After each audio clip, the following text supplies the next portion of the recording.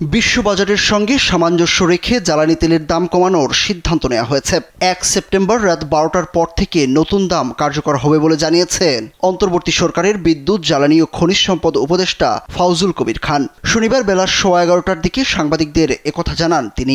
নতুন সিদ্ধান্ত অনুযায়ী প্রতি লিটার ডিজেলের দাম ১ টাকা ২৫ পয়সা এবং পেট্রোল ও অকটেনের দাম ৬ টাকা কমেছে। সেই হিসাবে ডিজেলের দাম ১০৬.৭৫ টাকা থেকে ১.২৫ টাকা কমিয়ে ১০৫.২৫ টাকা, অকটেনের দাম ১৩১ টাকা থেকে ৬ টাকা কমিয়ে ১২৫ টাকা এবং পেট্রোলের দাম ১২৭ টাকা থেকে ৬ টাকা কমিয়ে ১২১ টাকা নির্ধারণ করা হয়েছে। জ্বালানি উপদেষ্টা জানান, জ্বালানি তেলের মধ্যে বেশিরভাগই ডিজেল ব্যবহৃত হয়।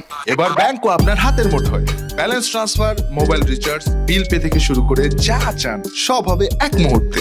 NRBC planet. তারপর হচ্ছে অকটেন ও পেট্রোল। অকটেন ও পেট্রোল উচ্চবিত্তরা ব্যবহার করে, এগুলোর পরিমাণ তুলনামূলক কম। এটা কমালে তেমন একটা প্রভাব পড়ে না। তবে ডিজেলের দাম ১ টাকা ২৫ পয়সা কমাতে কষ্ট হয়েছে। ভবিষ্যতে জ্বালানি তেলের মূল্য আরও কমানোর চেষ্টা থাকবে বলেও জানান তিনি। শনিবার দিবাগত রাত ১২টার পর থেকেই জ্বালানি তেলের নতুন মূল্য কার্যকর করা হবে। এদিকে জ্বালানি তেলের নতুন দাম নির্ধারণ করে শনিবার প্রজ্ঞাপন জারি করে বিদ্যুৎ, জ্বালানি ও খনিজ সম্পদ মন্ত্রণালয়।